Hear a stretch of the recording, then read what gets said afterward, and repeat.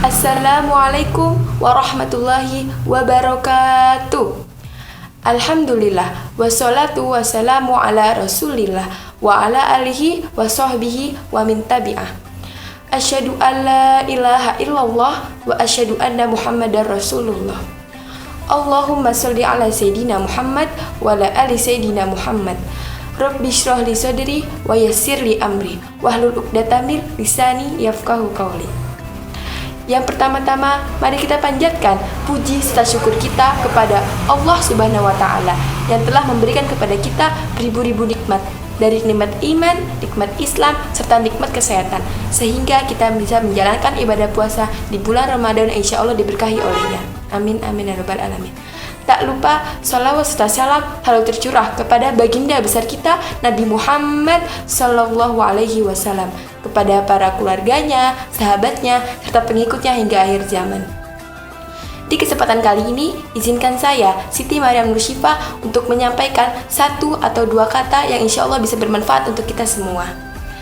Di dunia ini, ada 3 hal yang paling menyedihkan bagi seorang muslim. Yang pertama, seorang laki-laki yang tidak pernah masuk masjid kecuali jenazahnya. Sungguh sangat memprihatinkan kondisi umat Islam saat ini. Jika kita sedikit memalingkan pandangan ke arah masjid-masjid, mungkin kita akan melihat sebuah fenomena di mana semua bangunan masjid yang ada yang menjadi rumah Allah sangat sedikit sekali jamaahnya.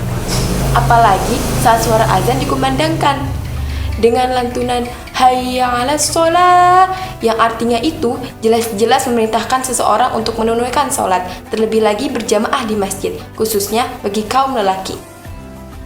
Karena dengan melaksanakan sholat di masjid, apalagi lakukan secara berjamaah, akan memiliki banyak sekali keutamaan, terutama dari segi pahala. Semoga Allah selalu memberikan hidayah dan taufik kepada kita sekalian. Amin amin ya rabbal alamin. Selain memberikan keutamaan bagi orang yang mau melaksanakan sholat berjamaah di masjid, Islam juga mengancam bagi orang yang malas untuk melakukan sholat berjamaah.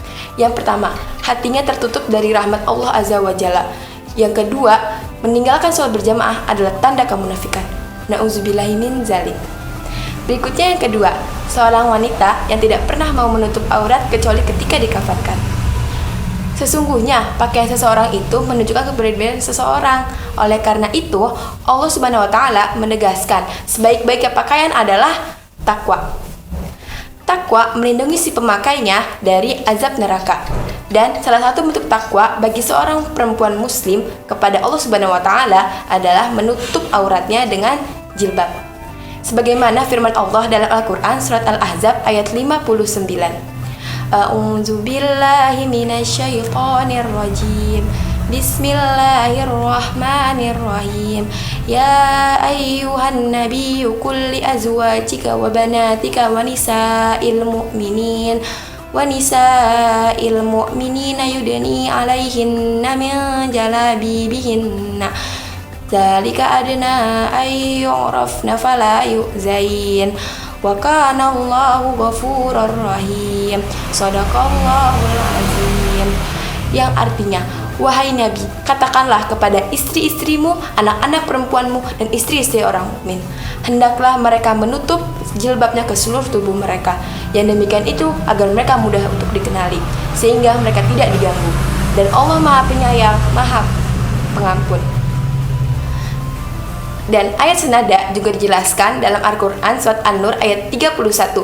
Di ayat ini lebih tegaskan lagi bagi perempuan muslim untuk menahan pandangan, memelihara kemaluan, dan membatasi auratnya kecuali kepada mahramnya. Dari segi bahasa, aura artinya keji. Jadi kalau kita menutup aurat, tandanya kita menutup yang keji untuk menampakkan yang mulia. Oleh karena itu, bagi seorang muslimah yang sudah memasuki akil balik dan ditandai dengan datangnya haid, maka wajib atasnya untuk menutup seluruh tubuhnya, kecuali wajah dan telapak tangan. Karena yang kita tutupi itu adalah sesuatu yang keji bila kita tampakkan ke orang asing, yang bisa menimbulkan fitnah. Dan kalian tahu tidak, kalau seorang perempuan yang menampakkan satu helai rambutnya saja kepada yang bukan mahramnya secara sengaja, itu dosanya 70.000 tahun dalam neraka. Na'udzubillahi min dzalik. Dan dia akan menarik 4 orang laki-laki. Yang pertama, ayah kandungnya. Yang kedua, suaminya. Kemudian, anak laki-laki kandungnya. Dan terakhir, adik laki-laki kandungnya. Na'udzubillahi min dzalik. Berikutnya yang ketiga, seseorang yang tidak pernah mau bersedekah kecuali ketika keluarganya bersedekah atas namanya ketika dia sudah di alam kubur. Masih adakah di antara kita yang takut miskin jika bersedekah? Padahal Allah jelas-jelas sudah memerintahkan kepada kita untuk mau bersedekah di jalannya. Sebagaimana firman Allah dalam Al-Quran surat Al-Baqarah ayat 268, yang artinya, setan menjanjikan menakut-nakuti kamu dengan kemiskinan dan menyuruhmu berbuat kejahatan kikir. Sedang Allah menjanjikan untukmu ampunan daripadanya dan karunia. Dan Allah maha luas karunianya lagi maha mengetahui. Bersedekah juga memiliki banyak sekali keutamaan, seperti bisa menolak bala, dimudahkan oleh Allah dalam mencari rezeki yang halal, harta yang kita sedekahkan kekal di sisi Allah.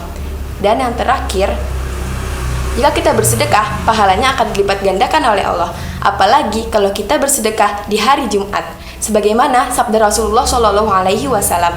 Dan pada hari Jumatlah pahala bersedekah dilipat gandakan. Semoga Allah selalu memberikan hidayah dan taufik kepada kita sekalian. Mungkin cukup sekian yang bisa saya sampaikan kepada teman-teman semuanya. Semoga bisa bermanfaat untuk kita semua.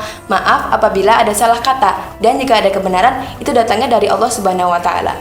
Dan mari kita doakan untuk teman-teman kita yang belum dibukakan pintu hatinya oleh Allah untuk segera dibukakan olehnya dan bisa mencari keridhaan kepadanya. Ingat ya, hidup dunia ini hanya sementara, yang kekal itu di akhirat. Jadi, jangan pernah mengejar dunia, tapi kejarlah akhirat. Niscaya dunia akan mengikuti. Sekian, wassalamualaikum warahmatullahi wabarakatuh.